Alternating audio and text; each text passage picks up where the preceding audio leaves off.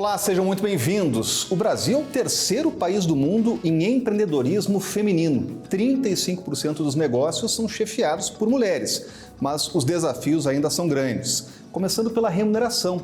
As mulheres empresárias ainda recebem menos que os homens e muitas empreendedoras entram no mundo dos negócios por necessidades ou dificuldades no mercado de trabalho. E para falar dessa evolução de números e barreiras que precisam ser quebradas, entrevistamos Margarete Coelho, diretora de Administração e Finanças do Sebrae Nacional. Seja bem-vinda aqui ao canal Empreender. Muito obrigada, Rodrigo. É um prazer estar aqui. O canal Empreender é um grande parceiro do Sebrae. Tem uma felicidade enorme estar aqui para contar do que o Sebrae tem feito para mudar esta realidade que é tão drástica para as mulheres. Tem um relatório do Banco Mundial que aponta que das maiores desinteligências, para não dizer a maior burrice do nosso século, foi ter deixado as mulheres fora da economia. Então vamos mudar esse quadro e o Sebrae quer ser parceiro. Agora, é um cenário realmente de desafios, mas também temos uma evolução aí nos últimos anos, mais mulheres no mercado de trabalho. Nós temos mais mulheres no mercado de trabalho, principalmente mulheres que trabalham para outras mulheres empreendedoras.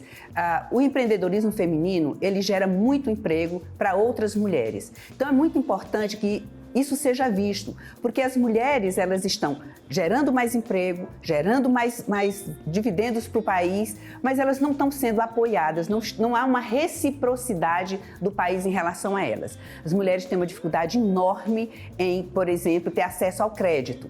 O crédito para as mulheres, Rodrigo, é muito mais caro no Brasil do que para os homens, o que é um grande paradoxo, tendo em vista que as mulheres elas são mais adimplentes, elas são mais pontuais, elas são mais sinceras na hora de cumprir a obrigação do que os homens. E, mesmo assim, os créditos a elas, as instituições financeiras, ainda vêm com desconfiança no negócio de mulheres. Quando um negócio é chefiado por mulher, o juro é mais caro. E quando a sócia dela é outra mulher, é mais caro ainda. Então, é interessante, a primeira pergunta que um chefe de uma instituição financeira faz a uma mulher quando ela senta à frente para propor, um empréstimo, é que, será que seu marido sabe que a senhora está aqui? Como é que a senhora vai conseguir cuidar de seus filhos e trabalhar, investir no seu negócio para nos pagar? Quem vai cuidar dos seus filhos? Quem vai cuidar da sua casa? Quer dizer, e a mulher tem uma dificuldade enorme de negociar, porque aquele ambiente é tão hostil que ela não se sente à vontade de, vamos dizer, redarguir a esse tipo de investida. A vontade que dá nela, do que a gente conversa, é de pegar a bolsa e sair, ir para casa. Isso não é para mim, realmente. Mas as mulheres têm no Sebrae, nós estamos trabalhando muito nesse aspecto de ajudar as mulheres a lidarem, a dar às mulheres instrumentos para que elas possam quebrar estas barreiras. Por exemplo, as pesquisas do Sebrae são ótimos números para as mulheres, mostram toda essa evolução do trabalho delas, de como elas são adimplentes, de como os negócios delas têm uma baixa mortalidade, não é uma mortalidade que está na média da mortalidade geral, é uma mortalidade mais baixa dos negócios de mulheres, o que faz com que o negócio delas sejam vistos com menos desconfiança. E é fundamental. Agora a gente nota, por exemplo, que é um exemplo de início de um negócio, por exemplo, para contrair crédito, como a cultura ela está arraigada, como mudar e como transformar essa realidade. Precisamos contar com os legisladores. Precisamos contar com uma legislação que seja realmente apta a enfrentar este desafio. Nós fomos fazer uma pesquisa e eu me dei ao desplante de ler todas as leis dos estados brasileiros que estão tratando de empreendedorismo feminino, de apoiar o empreendedorismo feminino. E todas elas têm enforcement zero, não tem qualquer poder de eficácia, porque elas falam de campanhas, falam de ações, mas elas não especificam de onde vão vir esses recursos que vão ser investidos nos negócios de mulheres. Qual fundo garantidor para isso? Qual o valor a ser investido, qual o tipo de negócio que vai ser apoiado. São leis genéricas, ineficazes, simplesmente para, vamos dizer assim, para ter um discurso, para o governante da vez ter um discurso para as mulheres. Mas, na verdade, como todas as leis, e eu estou acabando de sair do parlamento, sei muito bem disso, né? As leis para as mulheres, elas são sempre muito de faz de conta, muito para inglês ver, como nós dizemos. No final, elas não têm força impositiva nenhuma. Então, nós estamos trabalhando muito e precisamos trabalhar muito nesse sentido. Precisamos de legislação clara, sincera, que realmente tenha o objetivo de apoiar mulheres, de dizer para elas que elas não estão sozinhas e que elas podem investir por oportunidade, não só por necessidade. Porque a mulher, muitas vezes, ela investe, primeiro, ela não encontra no mercado de trabalho empregos que estejam compatíveis com os horários dela, porque elas cuidam da família, cuidam dos doentes, cuidam dos filhos, são as grandes cuidadoras, elas estão muito presas à economia do cuidado. Então, muitas vezes, o mercado de trabalho não oferece oportunidade para elas, onde elas possam compatibilizar esses dois mundos, né? Então, elas terminam indo para investir. Outras delas são assediadas nos empregos, nas empresas, nos ambientes de trabalho. Assédio moral, assédio financeiro, assédio sexual. E elas saem por não se conformar, não aceitar esse assédio. É uma outra forma dela empreender. Uma outra forma dela empreender realmente a terceira, vamos dizer, a última das oportunidades, é porque ela percebe um grande nicho onde ela pode investir. E quando ela vai investir nesse grande nicho, ela encontra a barreira do financiamento, do apoio. Quase todos os produtos que se destinam ao público feminino, eles são mais caros, né? A gente fala hoje da taxa rosa. Se eu tenho um desodorante da mesma marca para homem e para mulheres, o desodorante para mulher é mais caro. E no negócio dela também, a mulher está muito no segmento de beleza, que é um segmento que é super taxado, porque é visto como supérfluo. Então, as mulheres estão muito no segmento de beleza, que é um segmento caro. Então, termina que o lucro delas, o rendimento delas é menor. Então, o maior desafio nosso é esse, termos leis justas, políticas sinceras. Vamos parar de faz de conta, vamos parar de passar o pano, porque aí as mulheres vão fazer aquilo que o Banco Mundial recomenda, que não é uma instituição social, é uma instituição financeira, que diz que é uma grande burrice não oportunizar as mulheres, o mercado, a economia, o mercado de trabalho. Agora a senhora tocou num ponto que é importante, que é a segmentação, né? Para onde as mulheres empreendedoras estão seguindo, né? Seguindo na carreira. E o que explica as mulheres no Brasil, mesmo com uma evolução do número de empreendedoras, receberem menos que os homens nos negócios? Exatamente a economia do cuidado. Elas têm 17 horas a menos dentro das empresas por semana, elas têm 17 horas a menos por semana nas suas empresas do que homens. Isso já faz com que a empresa dela renda menos, né? E ela não está em outro local, ela está em casa cuidando dos doentes, das crianças, dos idosos, ela está cuidando da educação da família. Então, como ela tem menos tempo, embora tenha mais qualificação, e o negócio dela é um negócio também ligado à economia do cuidado, se formos olhar, as mulheres estão aonde? Estão no segmento da beleza, segmento de moda, né? No segmento de educação, seguro, alimentação. Então, você percebe que são negócios que muitas vezes elas podem tocar de dentro de casa. Aquela empresa de fundo de quintal, ela bota um ateliê na casa dela, ela começa a fazer salgadinho, bolo, enfim, para vender, fazer lanche, fazer marmita. E aí a gente chega para ela e fala assim, olha, você tem que separar o que é de economia doméstica do que é da sua empresa. Mas entra na casa de uma mulher. O docinho que ela está fazendo é no fogão dela, né? O bolo, a bebida que ela está fazendo está na geladeira dela. Então é muito difícil você separar tudo isso. Então termina que ela tem menos lucros que os homens por todo esse arcabouço que envolve, né, a vida da mulher nas empresas e na sociedade. Agora a gente estava falando de desafios, né, de ingresso de mulheres em alguns segmentos hoje dominados por homens, inclusive com rendimentos maiores. Quais são esses nichos de mercado que é preciso romper essas barreiras, né? Quais são os principais segmentos, né, que as mulheres precisam ter mais representatividade? Nós precisamos entrar mais na área industrial. Ela é mais vantajosa, ela é mais rentável.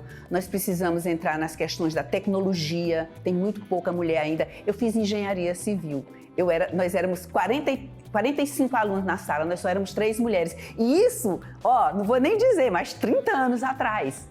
Né? São áreas que são ainda muito masculinizadas, construção civil, a área de robótica, a área de automobilística, a área das grandes tecnologias. As mulheres ainda não têm acesso a elas. Nós precisamos que as mulheres entrem. Para você ter uma noção, e a gente tem que estar fazendo o dever de casa todo dia, Rodrigo. Nós estávamos olhando o Prêmio Mulher Empreendedora e nós observamos que nós não temos esse prêmio. O Sebrae ainda não tem, nós vamos criar. Nós, aliás, estamos criando agora o nosso comitê de ESG, exatamente para olhar para dentro. Todos nós temos que olhar para dentro, porque todos nós, esse caldo cultural do patriarcalismo, do machismo, do espaço de fora ser do homem, do espaço de dentro ser da mulher, todos nós precisamos olhar para dentro de nós. Quando nós nos deparamos que fomos olhar, nós temos prêmio para mulher de todos os segmentos e nós não temos no segmento industrial, nós não temos no segmento da tecnologia, nós precisamos no segmento das ciências. Por que nós não temos esse prêmio? Precisamos olhar, se tiver essa uma merece ser premiada triplamente, porque ela está abrindo espaço para outras mulheres e isso não tem preço, isso não tem preço. Essa mudança cultural, ela é sofrida e as pioneiras sempre pagam um preço muito alto. Toda pioneira, nossa, eu sou de uma geração das primeiras, né? E nós estamos assim na torcida. Eu não quero mais ser a primeira de nada, sabe? Isso cansa, chega uma hora, é um fardo muito pesado. Eu fui a primeira vice-governadora do meu estado, eu fui a primeira que assumiu o governo do meu estado, sabe? Isso vai cansando você. Eu sou a segunda mulher em 50 anos do Sebrae, em diretoria nacional do Sebrae. Então isso vai cansando, vai criando uma exigência muito grande. E não podem as outras mulheres olharem para nós e achar que é muito difícil. Também não podem achar que é muito fácil, e esse é o desafio. A gente está sempre no fio da navalha. Você não pode ser muito, você não pode ser pouco. Você tem que estar na medida exata, porque a cobrança das mulheres, ela tem um índice, sabe, bem elevado. Eu digo, na política, por exemplo, para uma mulher votar na outra, Rodrigo, nossa senhora, são 22 itens que ela tem que indicar. Você é a favor do aborto? Quem vai cuidar dos seus filhos? Quem vai? Sabe, tem hora que dá vontade de fazer como a Bachelet, né? Que quando perguntaram para ela quem ia cuidar dos filhos enquanto ela estava na política, ela disse, não vou te responder. Você não faria essa pergunta para um homem. Então vamos aprender a dar esse tipo de resposta. Agora, a senhora entrou num nicho que é a política, que é um nicho ainda e um segmento muito masculino. E a gente estava conversando há pouco sobre representação, a mulher conseguir se enxergar, né? Nesse mundo da política, por exemplo, né? Há transformações, é possível notar ou ainda há muitas barreiras para ser quebradas? Nossa, muitas barreiras, muitas. E eu digo muito, a violência política é a mãe de todas as outras violências. Porque é na política que nós vimos o cidadão, é na política que você pode, né, exercer a cidadania. O parlamento é a casa da cidadania, a Câmara Federal é a casa da cidadania. E nós ainda somos minorias minorizadas, maiorias minorizadas ali. Então, como nós não exercemos, não temos o alcance de todos os direitos políticos e sociais que nós alcançamos, todos os direitos, o civil sim, na área civil a gente andou bem, mas na política e no social nós estamos muito atrás. Se você olha para o segmento, vamos dizer, a pobreza brasileira, ela tem cara, tem nome, tem cor, tem gênero. São as mulheres, as índias, negras e as negras.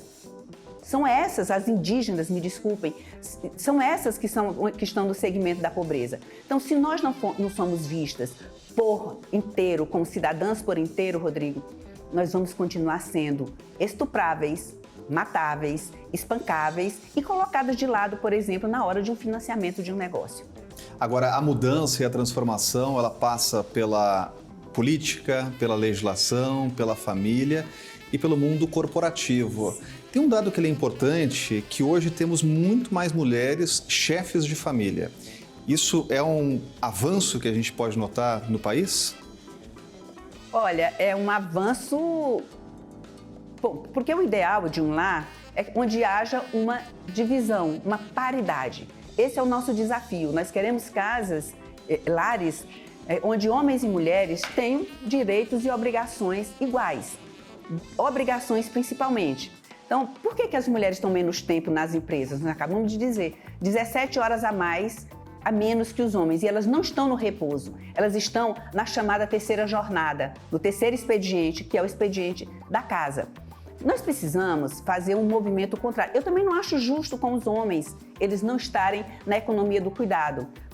Eu estava viajando com minha mãe e estava no aeroporto um pai com 2 crianças pequenininhas assim. Ela olhou e disse: meu Deus, essa mãe é louca, como é que ela deixa? Será que ele está sabendo cuidar? Então, há também uma desconfiança com os homens, mas ninguém nasce sabendo cuidar, a gente aprende. As mulheres aprenderam a lavar bem, cozinhar bem, passar bem, fazer uma boa faxina, porque a gente faz todo dia, várias vezes. É a prática, é o treino que gera a habilidade. Eu não acho justo também com os homens. Eu acho que o movimento correto será dos homens para dentro de casa, das mulheres para fora de casa, haver mais colaboração dentro de casa. Isso das mulheres estarem sustentando a família mais que os homens, quando você percebe, são mulheres chamadas as arrimo de família. São famílias monoparentais, onde elas estão sozinhas, porque os maridos... No Nordeste é um horror, né? Os maridos vão procurar oportunidades no Sul, que ainda tem isso ainda, né? Então elas terminam ficando. Olhemos, por exemplo, para a agricultura familiar. As mulheres estão fortemente na base da agricultura familiar. E o Sebrae está com uma preocupação enorme com essas mulheres. Está com uma preocupação de levar a tecnologia da informação, levar a tecnologia para que elas possam ter as informações necessárias para se desenvolver. Outro dia eu estava num encontro com o presidente, tinha um diretor da FAO, e ele estava falando da forma como nós traduzimos mal o termo agrobusiness. Nós traduzimos para agronegócio, uma tradução literal, mas nos Estados Unidos, por exemplo, agronegócio é tudo. Todo tipo de agricultura voltada para a empresa, voltada para a venda, voltada para o comércio, ele é visto como um agronegócio. Nós precisamos fazer com que a agricultura familiar se veja também como um agronegócio. Use tecnologia, tenha acesso às informações, tenha acesso a crédito, e nós precisamos levar até essas mulheres essas possibilidades, essas facilidades, para que elas possam entender que o roçado delas, aquele galinheiro dela, aquele aprisco dela, aquilo é uma empresa, pode ser visto como uma empresa. Ensiná-las a gerir o negócio delas como uma empresa. Que a agricultura familiar, ao fim e ao cabo, está na base da nossa economia e não é uma base frágil, mas nós estamos investindo pouco. Então, nós precisamos olhar para todos esses segmentos. Por isso é que nós criamos esse comitê, estamos criando esse comitê de ESG, para a gente olhar com sinceridade para todos esses ângulos. São desafios enormes, avanços também já notados, mas tem muito ainda a caminhar. E a gente está conversando sobre esse assunto, empreendedorismo feminino, hoje aqui no canal Empreender, com a diretora de Administração e Finanças do Sebrae Nacional, Margarete Coelho. Eu quero já deixar um tema aqui para logo depois do intervalo a gente retomar a nossa discussão. É sobre justamente essa divisão, né? A gente estava falando há pouco da tripla jornada de mulheres, como mudar essa realidade e, claro, agregar mais mulheres no mercado de negócios e na liderança de negócios. Então não saia daí, a gente volta já com esse assunto que realmente é muito importante. Voltamos já.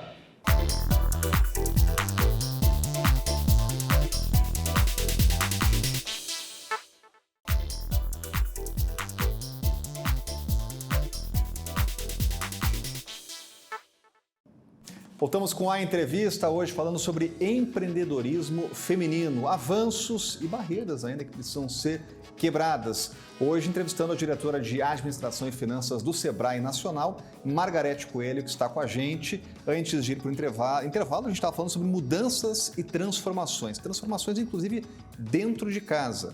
Eu sei que o Sebrae fez um encontro que foi interessante, que tratou até de maternidade e como os homens podem ajudar mais nesse momento, até para aumentar as oportunidades de mulheres no mercado de trabalho. Olha, os homens, eles têm que se reconhecer como parceiros, né? Quando o homem leva o filho à escola, quando ensina a tarefa, quando, vamos dizer, lava a louça, ele não está ajudando a mulher, ele está fazendo a parte dele.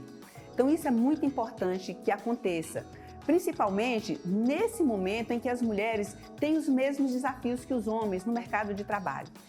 Essa paternidade responsável, ela é muito importante para a família, para a sociedade, para a economia, para as empresas, porque as mulheres vão poder se dedicar a seus negócios tanto quanto os homens se dedicam. E isso vai crescer a economia e vai ser bom para todos. Então, a minha palavra de ordem seria essa: paternidade responsável, parceria, né? Não é ajudar, não é ser bonzinho, não é nada disso. É você ter a oportunidade, inclusive, de conviver mais com seus filhos, de conhecer mais seus filhos, sabe, de ser mais partícipe na educação dele. É muito importante. Nós precisamos desses homens. Precisamos de homens que se vejam neste papel de cuidador. Isso é muito importante. Agora, com essa mudança, teríamos um equilíbrio maior no mercado de trabalho, porque hoje mulheres ficam menos tempo no mercado, menos tempo nas empresas do que homens. Pois é. E veja, as mulheres presas à economia do cuidado. É importante que o Estado reconheça, porque a economia do cuidado, ela é muito importante, ela existe. E nós falamos, às vezes, eu me pego também, às vezes, falando da economia do cuidado como se fosse uma coisa menor, de só menos importância. Não é. É importantíssimo para o Estado termos, vamos dizer, reconhecermos a economia do cuidado. Ela tem valor, ela tem um preço, ela tem um custo. Imagine se uma mãe, as mulheres... É interessante isso, Rodrigo. As mulheres empreendedoras, elas se apoiam em uma rede familiar de outras mulheres. Sejam mulheres babás, as que são pagas para isso, que deixam seus filhos com a mãe, com o vizinho, para trabalhar e cuidar do meu filho, de outras que podem pagar o salário dela, porque elas precisam disso. Sejam na avó, na mãe, na tia, na irmã. Toda mulher empreendedora tem uma rede de mulheres atrás dela, cuidando dos filhos, cuidando dos idosos, cuidando dos doentes enquanto elas não estão.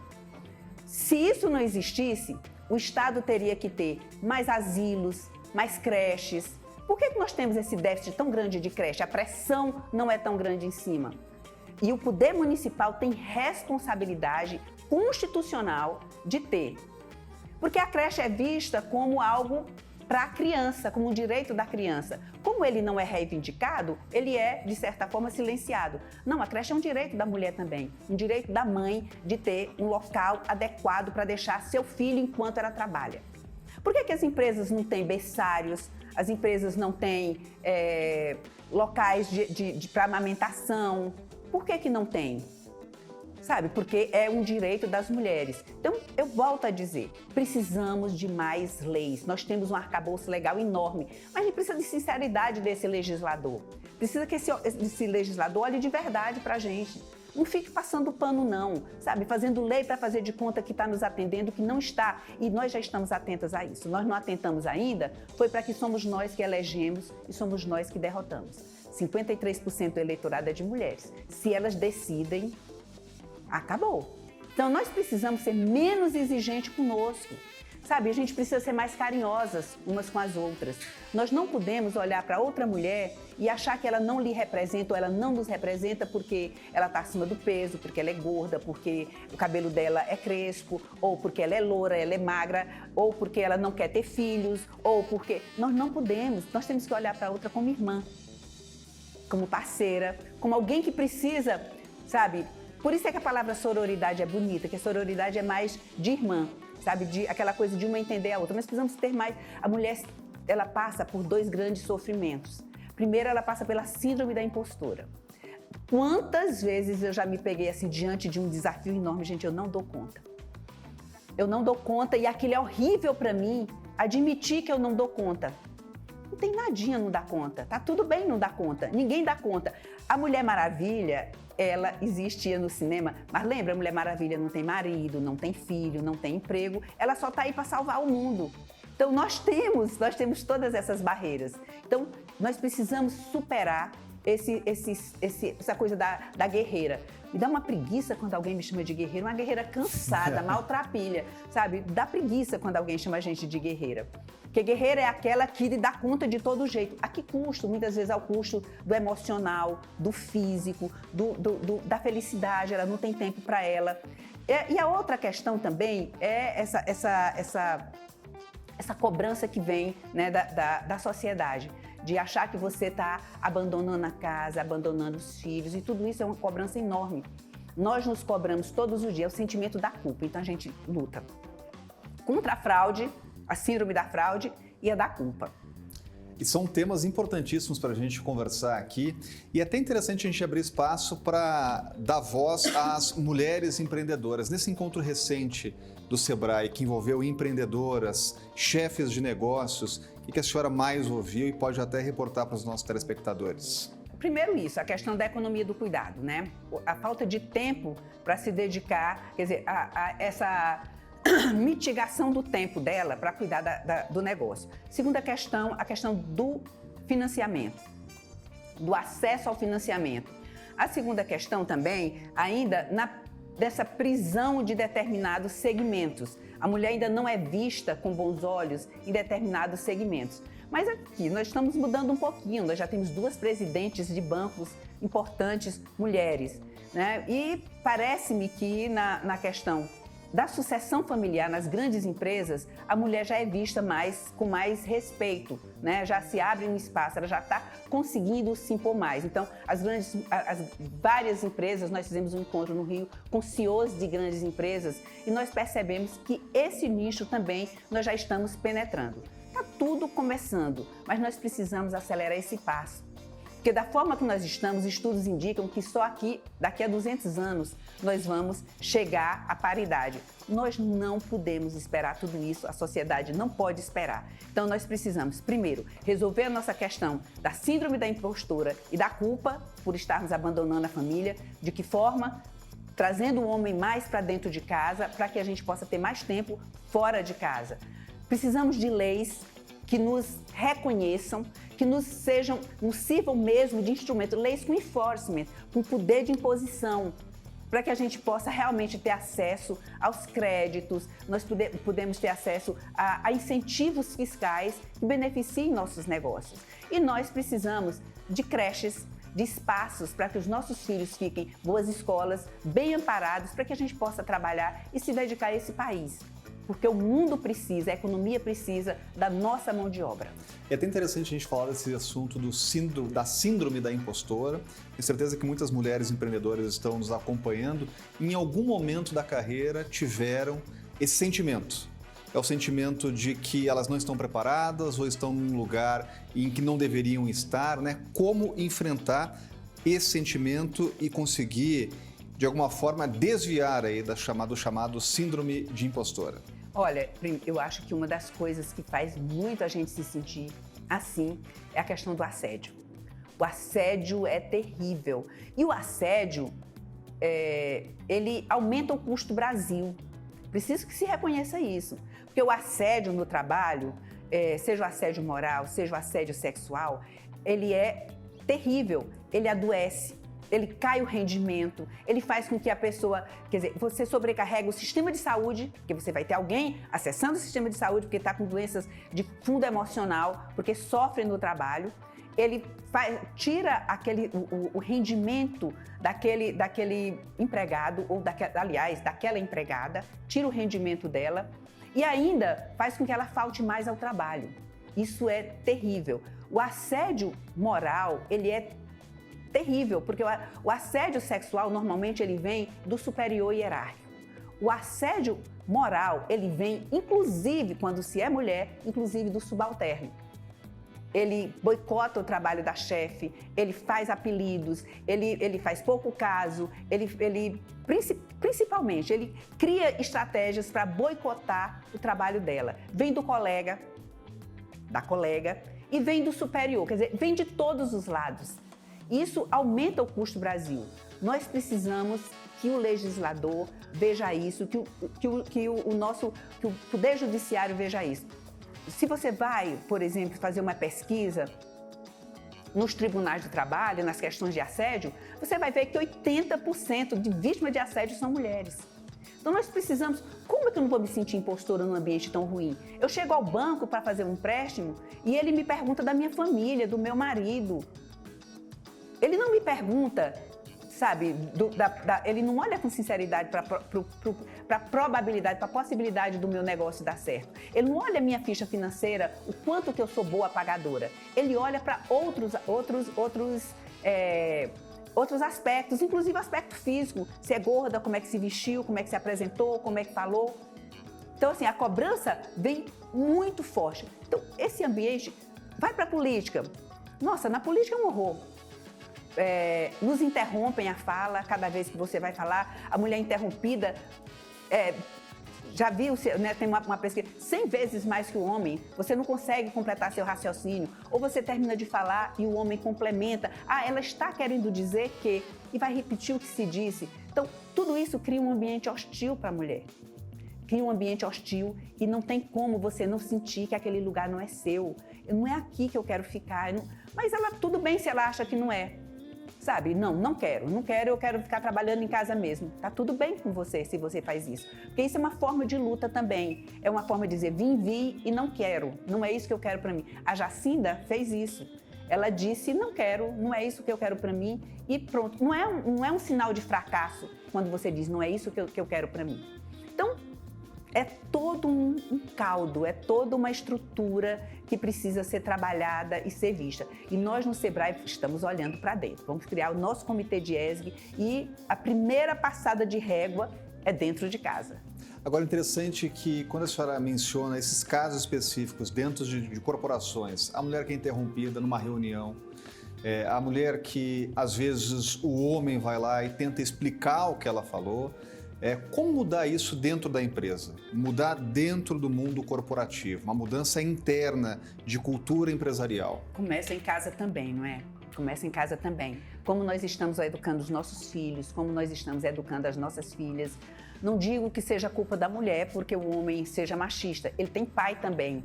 Ele tem uma estrutura patriarcal lá fora que age fortemente sobre ele. Homem não chora, né? Homem não limpa banheiro.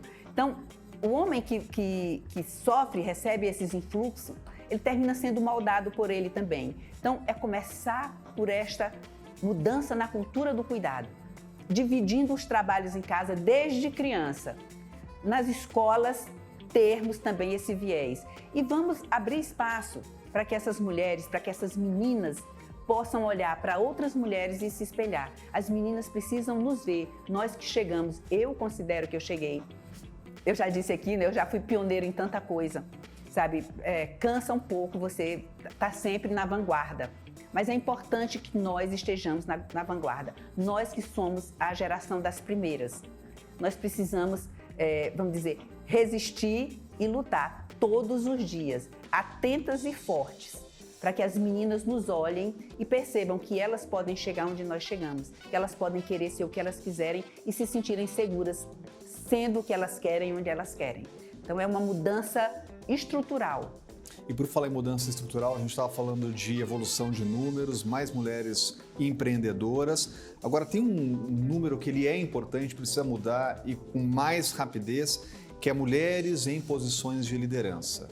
Mulheres CEOs, executivas, que fazem parte de boards de empresas, reuniões de conselho, né? Como mudar essa realidade? Pois é. Eu acho que é todo esse caldo cultural, sabe, Rodrigo? Eu acho que a gente tem que passar por tudo isso de novo. Mas nós temos ainda muitas empresas familiares. E nas empresas familiares, as mulheres têm muita dificuldade. Elas estão chegando, elas estão se qualificando e estão chegando, mas mesmo qualificadas, o primeiro, vamos dizer, não é o primeiro critério de escolha, não é ser mais competente, ser mais qualificado. Então, a mulher, ela perde espaço exatamente nesse momento. Então, as CEOs também precisam estar lá. E veja, as lideranças de mulheres, as mulheres que estão em lideranças, é um outro tipo de liderança, que agora já começa a ser bem vista, e eu espero que seja cada vez mais. Ela olha mais igual, ela é mais acessível, ela se deixa transformar pelo que ouve com mais facilidade, ela tem menos ideias prontas, decisões pré-estabelecidas, ela é mais compreensiva com o empregado e ela é mais, vamos dizer, resiliente. Então, várias empresas já estão olhando para isso e vendo isso como um grande capital. Ora, se ela tem todos esses, vamos dizer, todos esses qualitativos, todos esses pré-requisitos, e além de tudo, ela é bem qualificada, porque a mulher estuda muito mais que o homem, se qualifica muito mais que o homem, então por que não? Então, nós já começamos a ver essa virada. Se a gente olhar para o cenário nacional, né, nós já vimos, já dá para perceber algumas grandes CEOs, algumas grandes mulheres. E nós precisamos olhar para elas como sendo nossos referenciais. Porque o grande problema das mulheres e das meninas é que nós não temos referenciais. Nós não temos mulheres para nos espelharmos nesse campo. Então, nós precisamos dar visibilidade. Por isso é que eu dizia, olha, o Sebrae agora a gente percebeu, uai, nós não temos? Como assim nós não temos? O Sebrae tem 50 anos, nós não criamos ainda esse prêmio? Vamos criar o prêmio da mulher que está na indústria, da mulher que está na área da tecnologia. Porque essa é uma área cada vez mais rentável e que cada vez se desenvolve mais. Agora a gente está tratando de um assunto que é importantíssimo, empreendedorismo feminino. E a gente vai a um rápido intervalo, eu vou deixar mais um assunto aqui para a gente discutir depois do nosso retorno, que é sobre a posição do Brasil em relação a outras nações. Como é que o Brasil está posicionado no empreendedorismo feminino? A gente volta com esse assunto logo após um rápido intervalo, então não saia daí, voltamos já.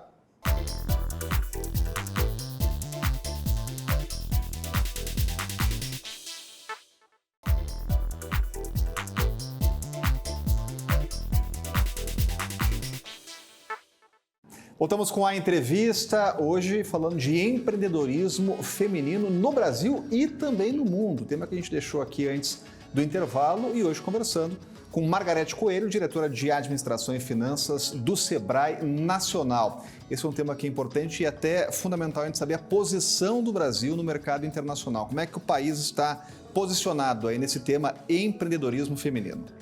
Rodrigo, o Brasil é um país de empreendedores, né? O Brasil está no topo, no ranking, né, dos países que mais há empreendedorismo, né? Onde há pessoas mais dispostas a empreender, ou já empreenderam, ou pensam em empreender. Então, nós já vivemos dentro desse caldo cultural. E 53% destes são mulheres. Nós estamos atrás apenas da Guatemala, que tem 54%, e Tonga, que tem 61% de mulheres empreendendo, o que denota que são empreendimentos por necessidade, levados pelo desemprego, pela falta de oportunidades. Então, é um empreendedorismo que está setorizado, mas em segmentos e negócios com menos valor agregado, com menos tecnologia, negócios de menores rendimentos, como nós já mencionávamos no início. Geralmente segmento de beleza, de bebidas, de alimentação, um pouco de educação, um pouco de seguro. Mulher trabalha muito nessa área, mas são áreas de pequeno valor agregado, que rendem menos. Esse é um dos motivos porque mulher também é um dos motivos para que elas ganhem menos nos seus negócios do que homens. Agora, teve uma questão que foi um fenômeno da pandemia. Na pandemia, mais mulheres empreenderam, né? A gente tem até uma explicação para esse fenômeno? Pois é que durante a pandemia, muitas mulheres, muitos homens e muitas mulheres perderam seus negócios, perderam os empregos. E eles passaram a um empreendedorismo por necessidade. E houve, assim, um crescimento, né, vertiginoso do empreendedorismo por necessidade. E logo depois da pandemia, agora, né, que nós estamos voltando, né, aí vamos abrir aspas, à normalidade, nós percebemos uma queda também, né, uma queda mais lenta, não tão vertiginosa, uma queda mais lenta, e já há mais um certo equilíbrio entre o empreendedorismo por necessidade e o empreendedorismo por oportunidade. O Brasil, nós já começamos a equilibrar. O empreendedorismo por necessidade, ele é importante porque ele faz com que as pessoas levem subsistências para suas famílias, a sobrevivência, é importante para a economia, mas ele está muitas vezes à margem, ele está ali, vamos dizer, ele não é um negócio que esteja dentro, vamos dizer, do arcabouço oficializado, vamos dizer assim. E nós fazemos uma grande campanha, por exemplo, na questão do MEI, para que eles se oficializem seus negócios. E o empreendedorismo por oportunidade, ele é programado, ele é planejado, ele é visto nichos de oportunidade e, vamos dizer, eles têm um acompanhamento do Estado, eles têm a questão de imposto em dias, enfim. ele é melhor para o país. Mas em momentos de desemprego, é claro que o empreendedorismo por necessidade cresce, e ele cresce muito entre as mulheres, que se sentem responsáveis, e hoje nós percebemos no Brasil, 53% dos lares são sustentados por mulheres, e muitas delas estão no empreendedorismo por necessidade. Agora, esse é um tema importante e o Sebrae tem um papel de prestação de serviço fundamental, que é na oficialização, na regulamentação.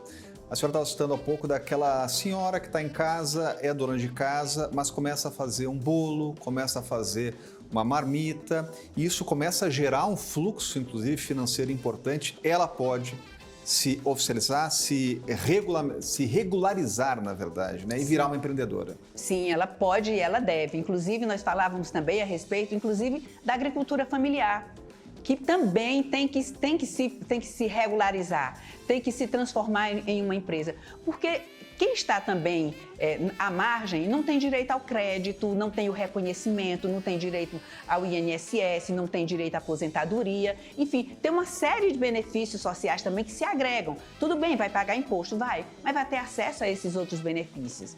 É importante que isso aconteça e nós precisamos trabalhar muito, e o Sebrae faz essa busca ativa, né? Nós temos acordo com mais de 2.000 municípios onde nós temos Sala do Empreendedor. A Sala do Empreendedor decorre de uma lei federal que diz que todo município precisa ter uma Sala do Empreendedor, e o Sebrae é o parceiro, vamos dizer, o mais querido, o mais desejado, ele é o que mais ocorre, é o mais frequente parceiro dos municípios nessas salas do empreendedor. Então, ali, as pessoas recebem as informações, o acompanhamento, desde a hora de abrir sua empresa até como faz a contabilidade, enfim, o Sebrae está ali para apoiar, né, para pegar na mão desse empreendedor e levá-lo até o sucesso do seu negócio. Agora, a gente falava sobre mudanças e transformações, e isso é muito importante. Agora, a transformação precisa passar pela educação. Como é que está hoje a qualificação profissional de mulheres empreendedoras no Brasil? Olha, nós temos muitos anos a mais, né? Mas entre 2 e 4 anos a mais, dependendo da área de formação, do que os homens. As mulheres que estão no empreendedorismo, elas têm uma meia-idade, né? A mulher cerca de 45 anos, quase todas elas têm o ensino médio e muitos já têm ensino superior, ou seja, já tem uma qualificação muito maior do que a dos homens. E é importante saber que o Sebrae tem uma universidade corporativa.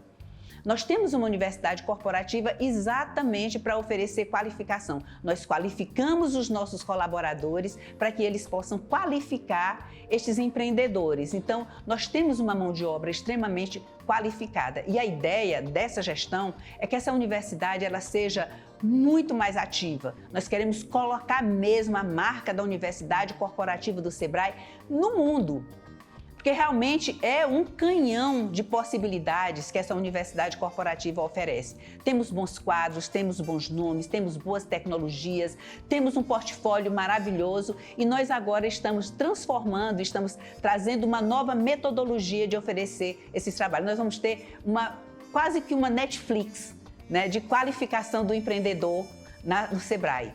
Então essa virada já está vindo, já estamos com ela na esteira, já está andando e o nosso sonho é esse, que essa universidade realmente tenha sua marca colocada. O Sebrae é a 8ª marca mais querida e mais conhecida do Brasil. Nós queremos que a nossa universidade corporativa tenha a mesma colocação, que ela seja vista com a mesma confiança, com o mesmo carinho, com o mesmo reconhecimento que a marca Sebrae tem, porque ela é Sebrae. Para mim, ela é a menina dos olhos, é a pedra de toque do Sebrae, é a Universidade Corporativa. E nós estamos trabalhando muito firmemente para que essa marca seja colocada, inclusive, internacionalmente. Agora a gente falava sobre o desafio que é administrar o tempo, né? Ainda mais para mulheres que muitas vezes têm a jornada e a tripla jornada. Agora é interessante que o Sebrae tem cursos customizados, né? Tem até possibilidade de curso muitas vezes por WhatsApp, Sim. Que já recebemos a informação. E sempre há oportunidade, então é possível, né, adequar o tempo e se preparar profissionalmente. Por isso que eu estava dizendo a questão que nós vamos transformar quase numa Netflix, né? Porque aí a pessoa vai poder fazer o seu curso, se qualificar na hora que puder, na hora que que lhe for mais conveniente. E eu fico pensando nas mulheres, né, na nossa sensação de culpa que nós temos. E outro dia, uma colaboradora nossa, durante um desses nossos encontros, vamos dizer, de letramento, né, e falando a respeito das compensações, né, porque para nós é extremamente difícil estarmos no trabalho, dedicadas, sabendo que nós estamos levando o sustento para a família, que o nosso trabalho é importante, que muitas vezes é o único trabalho, é o único rendimento, o único valor que chega em casa, é o nosso, mas mesmo assim nós nos sentimos culpadas, né? E muitas vezes queremos compensar o filho, sendo mais permissivas ou às vezes até sendo mais flexíveis com eles. E uma mãe contava, dizia que, olha, quando eu chego à noite em casa, que meu filho já está dormindo, eu me sento, e ela é artista plástica, fazendo brinquedos para quando ele acordar estarem feitos. Na hora do descanso dela, ela ainda está pensando no cuidado, para no dia seguinte, quando o filho acordar, tá lá o brinquedinho que ela fez, ela faz caixinhas, caixinhas divertidas para quando o filho acordar. Então, vamos convidar essas mulheres e elas já estão fazendo isso, né, para se qualificarem cada vez mais, e o Sebrae está junto. A nossa universidade corporativa está preparada para isso. Agora, a gente falava sobre o perfil também da mulher empreendedora, mais de 40 anos, na maioria, e mulheres com filhos. Mulheres com 2 filhos em média, né? Então, quer dizer, ter filho, gente, é uma condição de possibilidade. Não é vamos dizer, não é um obstáculo a mais. É uma condição de possibilidade. Ela olha para o filho e ela se encoraja, e mesmo com o assédio, com a dificuldade ao crédito, com tudo isso, com a jornada tripla, ainda assim ela vai. Agora, nesse cenário, qual é o desafio para a mulher empreendedora no sentido de incentivar que outras mulheres possam também alcançar e romper essas barreiras, né? É aquela história de uma mulher puxando a outra, né? Como ela pode servir de espelho para outras mulheres? Bom, primeiro, sendo uma boa líder. Quando uma mulher é uma boa líder, ela é uma líder fraterna, que olha para o outro, resiliente, compreensiva, mas ao mesmo tempo não estou falando de ser permissiva, eu estou falando de ter uma visão de conseguir se colocar no lugar da outra. Porque nós, mulheres, nós temos grandes problemas, por exemplo, eu tenho uma reunião da escola do meu filho. A gente inventa uma desculpa, a mulher diz que vai ao médico, ela não diz, olha, eu estou indo na reunião da escola do meu filho. O homem diz com tranquilidade e ainda se acha o máximo. Olha, eu estou indo na reunião do meu filho, eu sou bacana, tá vendo como eu sou legal? A mulher, ela inventa que vai ao médico, que vai ao dentista, para ir à reunião da escola do filho, para levar um filho ao médico. Ela nunca diz, mas quando é para outra mulher, ela diz, porque ela sabe que está ali uma que entende a posição dela. Então, essa mulher líder, essa liderança feminina é muito importante nesse momento que nós vivemos. Num momento de mudança, parece que a pandemia nos colocou num acelerador, né? Um acelerador de futuro. A vida ficou mais rápida, mais ágil. Tecnologias que seriam para daqui a 5, 10 anos já estão acontecendo. Profissões que seriam para daqui a 10 anos estão acontecendo. Profissões que existiam de 10 anos para cá estão desaparecendo. Então, a gente vive um momento de desafio. É importante esse líder resiliente, compreensivo, parceiro, que consegue se colocar no lugar do outro, que consegue se transformar pela dor do outro. Então, é importante que a mulher se deixe perceber como essa líder, que deixe perceber que essa é uma grande vantagem para ela e não uma desvantagem. Agora, a gente falava aqui de participação do Estado, do governo federal, dos legisladores em mudanças, do Sebrae, da mudança de cultura, inclusive dentro das corporações e dentro de casa. Como fazer o elo aí entre todas essas pontes realmente para promover a transformação? É uma questão realmente, um grande desafio. Se fosse fácil, a gente já tinha conseguido, porque o problema é que uma mudança cultural, ela leva muito tempo. Já ali em algum lugar, não vou lembrar onde, mas já ali em algum lugar, que pelo menos 40, 50 anos, para você conseguir uma mudança cultural. Então, precisamos todos nós nos empenharmos para essa mudança. Esperar por 200 anos para que nós tenhamos direitos de paridade, realmente não é viável, não é aceitável que isso aconteça. Então, já que a gente entrou num acelerador de futuro, vamos entrar num acelerador de futuro dispostos a mudarmos, a darmos as mãos. Eu não sei, acho que alguém aí está me achando, vamos dizer assim, meio poliana, né, com tudo isso. Mas eu acredito, sim, na humanidade. Eu acredito, a grande vantagem de mudança cultural, Rodrigo, é que ela é possível. ela é possível. Se a gente aprendeu dessa forma, agora vamos passar a desaprender. Então, nosso desafio agora, com relação a esse tema, não é aprender, é desaprender. É esse o nosso desafio. Então, se nós estivermos conscientes de que a gente precisa desaprender uma série de coisas, lugar de homem, lugar de mulher, coisa de homem, coisa de mulher, trabalho de homem, trabalho de mulher, se nós desaprendermos isso, vai ser muito mais fácil para todo mundo. Homem vai chorar, porque o que faz chorar é a vida, gente. Não é ser mulher que faz chorar. Quem faz chorar é a vida.